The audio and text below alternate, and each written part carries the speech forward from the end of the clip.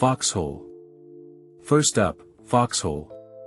Imagine an endless, player-driven war inspired by early 1900s combat, but in a fictional world. Every bullet, every tank, every soldier is controlled by real players. The core mode, World Conquest, pits two factions, Wardens versus Colonials, in a fight over a massive, interconnected map. Regions shift hands based on player actions, no scripts, no forced roles. You choose how to contribute: frontline combat, logistics, hauling supplies, crafting ammo, or even sabotage missions. Teamwork is everything, no logistics. Frontline collapses. No scouts. You'll get ambushed.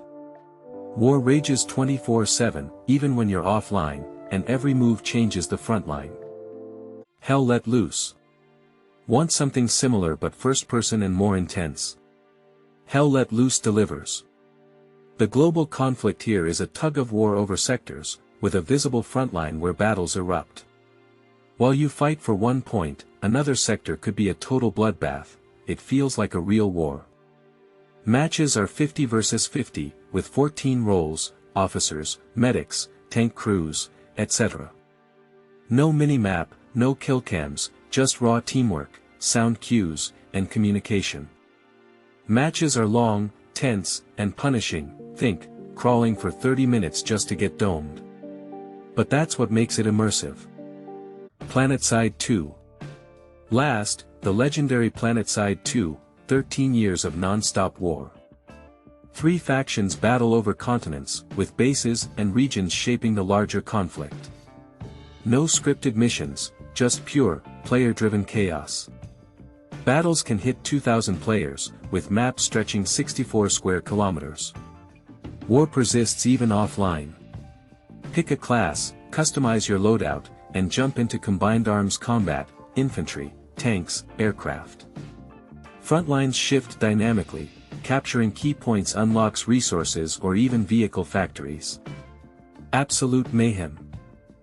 Holdfast, Nations at War. Next up, Holdfast, Nations at War, a chaotic, large-scale World War I experience. Pick a faction, from the French Empire to the Central Powers, and dive into massive battles on land and sea.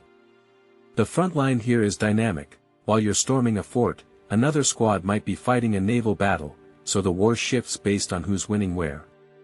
Naval combat adds a whole new layer, too. Controlling ships can even impact the coastline. Like Foxhole, you can build fortifications to strengthen positions, but the real madness is the 150-player battles.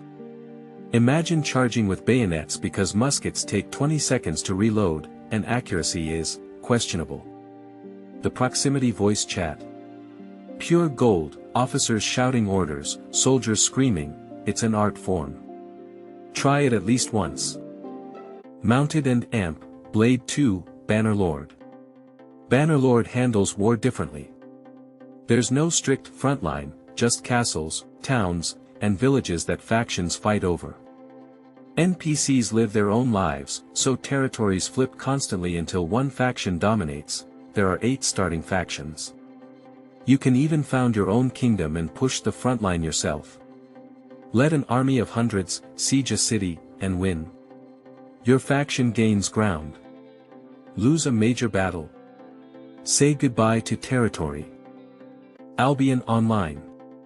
Albion Online, the ultimate sandbox MMORPG, doesn't have a frontline for solo players. But join a guild. War never ends.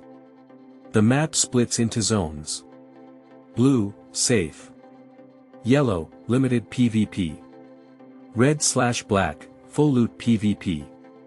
Guilds fight over territories, cities, and resource nodes, especially in black zones. No rules, pure dominance. The frontline is just wherever giant guilds clash, with gray areas where no one rules. Lose a fight? Say goodbye to your loot. The world evolves even when you're offline, resources deplete, hideouts get destroyed, and guilds rise or fall. I logged in recently, and the chaos is insane. Conqueror's Blade. Conqueror's Blade takes it further. Instead of controlling one character, you're a warlord commanding entire armies. There's classic 15v15 battles, like WoW's BGs but with troops, sieges, and, most importantly, an open world where guilds fight for control of cities, castles, and villages. Key locations grant resources, so guilds build fortifications, siege engines, and wage all-out war. When two big guilds clash, it's a massive frontline, players rushing troops between points, trying to outmaneuver each other. Lose ground? Your guild loses upgrade materials. Gotta stay active, or get left behind. New World. Let's talk about New World. Yeah, it lost like 99% of its players since launch, 900,000 down to a fraction, but believe it or not, people still play, and the faction wars are still raging. 3 factions battle for control of territories, and every fight shifts the frontline. The map's split into regions with towns, settlements, and forts. Capturing these gives your faction resources, bonuses, and taxes, while the losers get nothing.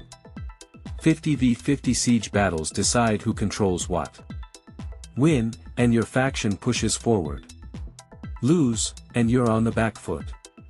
The front line is visible as contested zones, with gray areas where neither side dominates. And hey, it's not just chop wood, fetch quests anymore, though that's still there.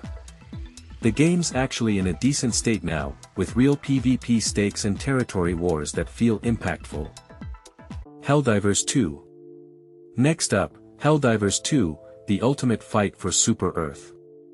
You drop in as a squad of 4, blasting through missions against bugs, robots, or the Illuminate. But here's the twist, every mission affects the galactic war. Liberate a planet? The front line moves. Fail too many missions? The enemy pushes back. The galactic map shows the war in real time. Thousands of players work together, or fail together, to shift the front lines. And while you're busy fighting robots on one planet, the bugs might be advancing somewhere else. It's chaotic, hilarious, and weirdly immersive for a game about space democracy. EVE Online. Finally, EVE Online, where there's no frontline, because players create it. This isn't scripted PvP. It's a player-driven sandbox where corporations and alliances fight for control of nullsec space. The map's divided into High SEC, safe. Low SEC, risky. Null SEC, lawless, where the real wars happen. Battles here aren't just about territory, they're about power, resources, and ego. Some fights cost millions in real-world money because ships, economies, and politics are all player-run. Wars can last months, whether you log in or not.